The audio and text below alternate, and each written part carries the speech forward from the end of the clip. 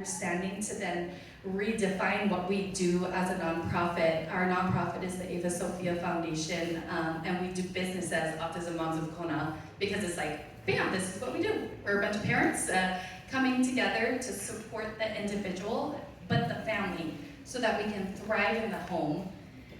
Try to get you to avoid the tendency to isolate and to shut down and to stick your head in the sand and ask those hard questions. But we also encourage families to come together to integrate into the community and to work with our service providers and whatnot. So, that's kind of what we do. We just do a lot of different therapeutic alternatives. We do paddleboarding, rock climbing, dolphin quests.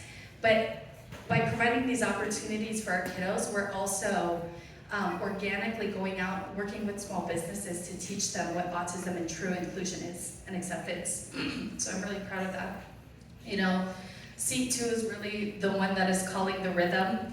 And to me, that is like the system district personnel, the administrators and the medical professionals who are really there trying to guide us to get the proper assessments and diagnoses done to then achieve, you know, the services and providers that we need for these individuals. 3 and 4, of course, are the powerhouses, all of those early interventionists, all of the behavioral interventionists, speech pathologists, AAC experts, occupational therapists. Can't forget about those, you know. And then Seat 6 are the caregivers. You know, it starts in the home. It really starts about how you create a proper nurturing environment for your kiddos, but as well as for yourself, so that you can set a comprehensive and nurturing environment to really embrace each other in your journey along the way. But then lastly is the good old Seat 5. And to me, I was always Seat 5. So I actually used to paddle. I was a really skinny girl, didn't have any special skills, so they set me in Seat 5 as kind of a placeholder.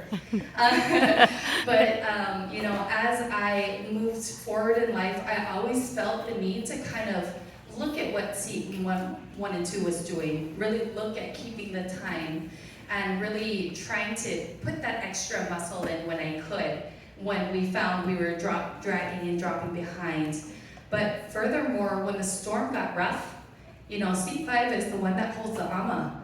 You know, it's the one that keeps you all from huliing and really helping the steersman to really keep that angle to make sure the boat turns in the right direction. And so it's been powerful to me to realize that for our community, I am now kind of the Seat 5 for a lot of our families. You know, I get together and figure out, okay, what's the next step that we're gonna do? How can I help you to get to the next phase of achieving the supports that you need to thrive?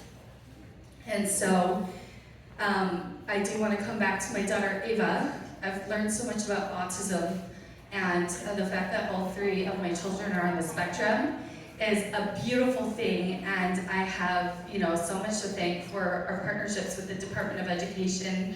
Rihanna is out here, she flew out here from the DOE West Hawaii District, and then Vanderbilt. Tiffany Wojnarowski is from the Kennedy Center in Nashville, Tennessee, and she really helped me to get the proper assessments for the rest of my children so that they can get the supports, even though I do not consider them disabled. They just need a little bit of help, and they need understanding. And then we have a bunch of moms right over there. Raise your hands, ladies. Jen say, look at you, Kalia. Yes. Yes. That flew over from the neighbor islands as well. Super exciting. It's my hui, you know. But I want to get back to Ava because profound autism, that now becomes our kuleana. It becomes our responsibility to understand what they're going through, but then to become the best version of ourselves and to really understand what we need so that we can give it our all to advocate for those who cannot speak for themselves. You know, Ava is nonverbal, and when I realized that she's not just delayed anymore, she was 7 or 8 in the DOE and she wasn't progressing, I realized that I needed a double hull canoe. You know, I needed to find those boat designers. And I needed to figure out how to get that extra seats to really push forth for the higher supports that she needed. But the hardest thing for me was I realized I needed another seat 6. I needed to know who was going to care for her when I pass away one day. And so that hit me really, really, really hard, and that's when we rose above to become a nonprofit to coalesce the community, because it really takes us all coming together.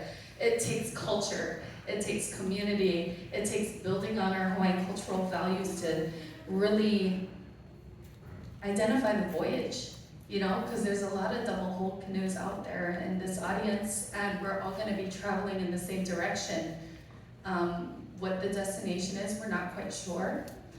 But I have faith that, we can all make this happen together. So I'm excited. I guess I can end with, my daughter's Hawaiian name was Holopo'opo'o Ike Pu'ili o Kawekyu. It is the winds of Waipio on the Big Island, which embrace the summit. And it's in a Noapo. It is a name that came to me when I was pregnant. And I was standing on the cliffs and I saw a bunch of white caps in the ocean. And I told my uncle, Luana, I was like, what does that mean? The words kawekyu keep coming to me. I see a bunch of white caps. He's like, oh, no. No makani. There's going to be stormy seas. You're going to have a rough journey. You're going to have a rough story. You do not name her that.